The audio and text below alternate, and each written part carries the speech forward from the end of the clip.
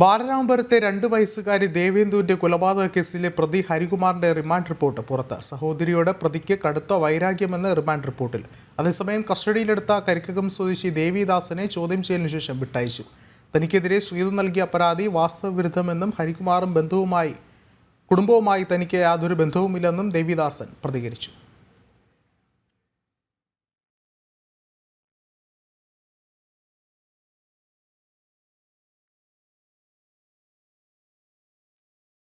കൂടുതൽ വിവരങ്ങളുമായി ശാലിനി ചേരുന്നുണ്ട്. ശാലിനി, റിമാൻഡ് റിപ്പോർട്ടിലെ ഗുരുതര കണ്ടെത്തലാണ് ഇപ്പോൾ പുറത്തുവരുന്നത്.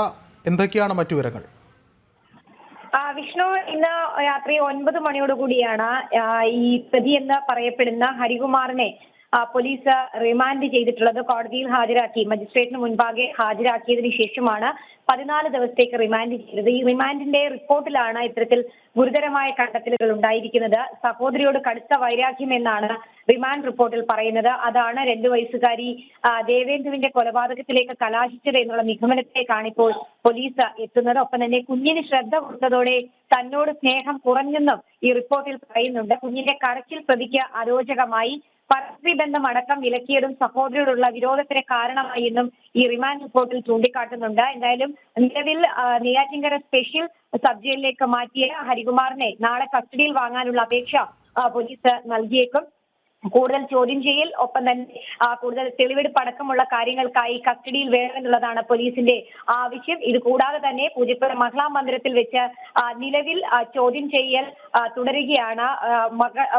ദേവേന്ദുവിന്റെ അമ്മ ശ്രീധുവിന്റെ എസ്.പിയുടെ നേതൃത്വത്തിലുള്ള സംഘമാണ് ഈ മണിക്കൂറിലും ശ്രീധുവിനെ തിരുവനന്തപുരത്ത് ചോദ്യം ചെയ്യുന്നത്. കാരണം ഇരുവരും തമ്മിലുള്ള ബന്ധം, വഴിവിട്ട ബന്ധമാണ് ഈ കൊലപാതകത്തിലേക്ക് കലാശിച്ചത് എന്നുള്ളൊരു നിഗമനം പോലീസിന് ഉണ്ട്. പക്ഷേ പരസ്പര വിരുദ്ധമായി മൊഴി പല ഘട്ടങ്ങളിലും ശ്രീധുവും സഹോദരൻ ഹരികുമാറും മാറ്റി പറയുന്ന സാഹചര്യത്തിൽ കൂടുതൽ തെളിവുകൾ ശേഖരിക്കുക എന്നതുകൊണ്ടാണ് ഈ ചോദ്യം ചെയ്യൽ ഈ രാത്രി വൈകിയും തുടരുന്നത് എന്നുള്ളതാണ് നമ്മൾ മനസ്സിലാക്കുന്നത്. അത് മാത്രമല്ല, ഇന്ന് രാവിലെയോടുകൂടി കസ്റ്റഡിയിലെടുത്ത തിരുവനന്തപുരം കരിക്കകം സ്വദേശി പ്രദീപിനെ പോലീസ് ചോദ്യം ചെയ്യലുകൾക്ക് ശേഷം വിട്ടയച്ചിട്ടുണ്ട്. നാളെയും ഇയാളെ ചോദ്യം ചെയ്യലിനായി ബാലരാമപുരം പോലീസ് സ്റ്റേഷനിലേക്ക് വിളിപ്പിച്ചിട്ടുണ്ട്. കേസുമായി ബന്ധപ്പെട്ട് ഏതെങ്കിലും തരത്തിലുള്ള അന്ധവിശ്വാസമോ മറ്റോ ഉണ്ടോ, കേസിൽ പ്രദീപിന് ബന്ധമുണ്ടോ, കൊലപാതകത്തിൽ പ്രദീപിന് ബന്ധമുണ്ടോ എന്നടക്കമുള്ള കാര്യങ്ങളിൽ ഒരു വ്യക്തത വരുത്താനാണ് പോലീസ് ശ്രമിക്കുന്നത്. അതേസമയം തന്നെ ഈ 2 ദിവസം പിന്നിടാൻ പോകുമ്പോഴും കേസിൽ എന്താണ് ഈ കൊലപാതകത്തിലേക്ക് കലാശിച്ചത്, അല്ലെങ്കിൽ അതിന്റെ ഒരു